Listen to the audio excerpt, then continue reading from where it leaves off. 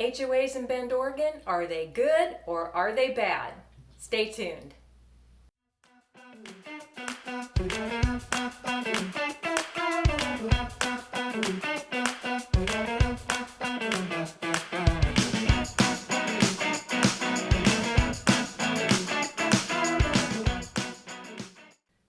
Last week's video was all about the pros of living in an HOA. You can catch that video right here.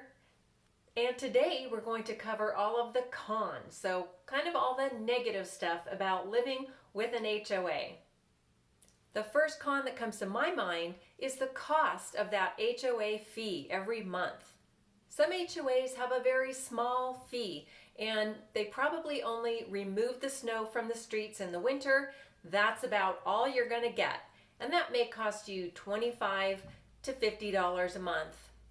About 42% of the homes sold in the past few years had an HOA, and about 58% did not. And of the 42%, many of those are not restrictive at all. Let's talk about HOAs in new construction. If you're looking at new construction in Bend, you're probably going to have to live with some kind of HOA. Hayden Homes has a couple communities with no HOA. The community I live in that was built about 3 years ago does not have an HOA. But most of the large developments in Bend that are being built right now, they are going to have an HOA and a variety of levels of amenities. Let's look at Petrosa, which is a Pahlisch home community being built right now, and it has tons of amenities. They've got a pool, a workout facility, a community area, lots of parks and trails all over this community. It's going to be very well maintained. Pahlisch is very well known for taking great care of their communities. You are going to pay between $115 per month and about $220 a month if you get a townhome, because with that, they're going to take care of everything on your home, the exterior, painting, siding, fencing. Hey, if you're thinking about moving to Bend, Oregon, go ahead and click the link below in the description box and grab a copy of my free relocation guide. The second biggest con in my mind are all of the restrictions. Here's some of the restrictions that you might often find in a Bend HOA. Many of them are going to limit the size, the height, and the type of fencing that you can place around your yard if you're allowed to at all. This is a big one for dog owners because if you own a dog, you probably want a fenced-in yard.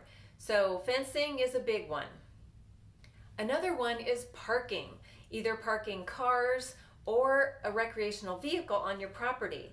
There can often be restrictions. Your RV might have to be hidden behind a gate in order for you to be allowed to park it. I lived in a rental home for a while where we weren't allowed to let our overnight guests park on the driveway all night.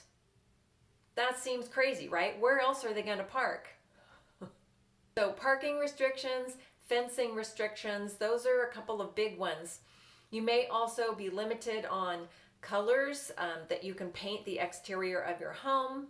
You might have to bring any plans for remodeling the exterior of your home or adding a patio to an architectural committee for that to be reviewed and approved before you proceed with outside extensions on your property, adding an ADU, things like that.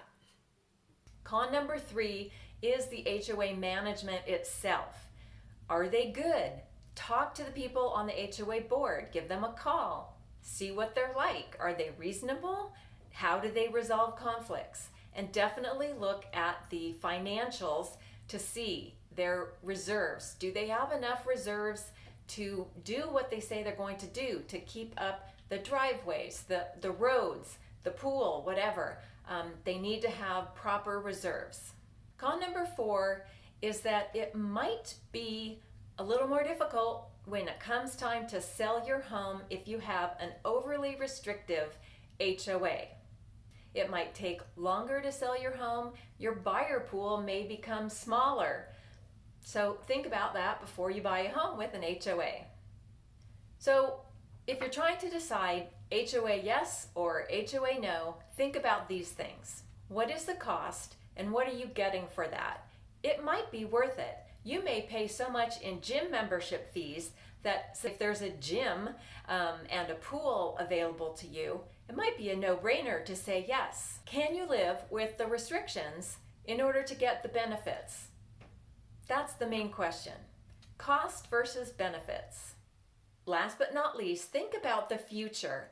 The HOA fee is set at the moment you buy the property, but most likely it's going to go up in the future. So if your budget is so tight that you really couldn't afford your mortgage plus a little bit higher HOA fee, think twice before saying yes to that HOA fee.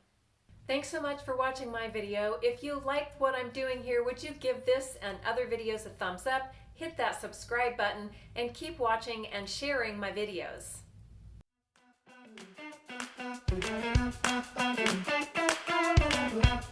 Thank you.